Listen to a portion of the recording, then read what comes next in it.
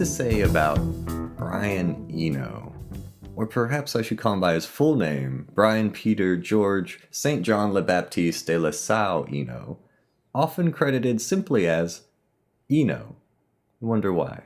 I'd say he's one of the rarest breeds out there. Here you have a really eclectic musician, a guy who makes some really bizarre stuff, a pioneer in the field of ambient music and generative music with albums like Music for Airports or Another Green World. And at the same time, this guy's made some of the most commercial albums on the planet. He's worked with U2 and Coldplay, Depeche Mode and Devo. He's really paved the ground, or paved the way, for musicians to express themselves in really bizarre fashions and remain commercial. My first exposure to Brian Eno was when I had acquired my first synthesizer ever. It was an old Ensoniq, and it still read cards. But I went online to forums and I asked around, like, what are some things to strive for? You know, what's good synthesis to listen to?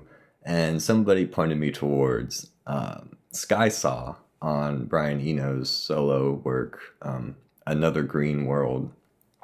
And that track still influences what I think synthesizers should sound like today.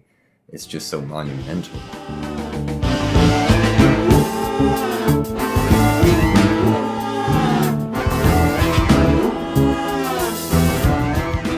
And after that, I immediately went through his previous work, like Here Come the Warm Jets and Evening Star with Robert Fripp of King Crimson, who I love. And I just fell in love with some of his music.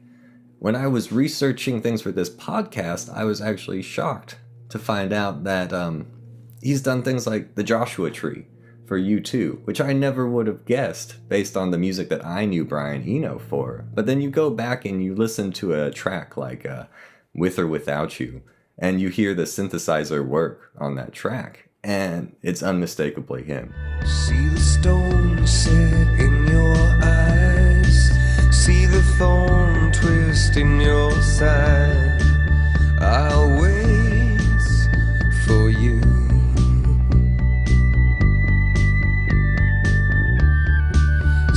To give you an idea of some of the weirder stuff he's done, he once started his own record label called Obscure Records, and they made precisely that. He worked with people like John Cale of the Velvet Underground, Michael Nyman, who makes really avant-garde soundtracks, Philip Glass, one of the bastions of experimental musicality. He worked with people like that, and I feel at his heart, that's probably the type of musician Brian Eno most closely identifies with. Recently, he's produced Coldplay's two newest albums, Viva La Vida and Milo Xyloto, which I think is probably their best work since their debut. And this is the same sensation. You can hear almost sound design in Milo Xyloto, and that's Brian Eno using the studio as an instrument. One particular technique that I love that Brian Eno invented was what's referred to as Frippertronics, which is a collaboration between him and Robert Fripp.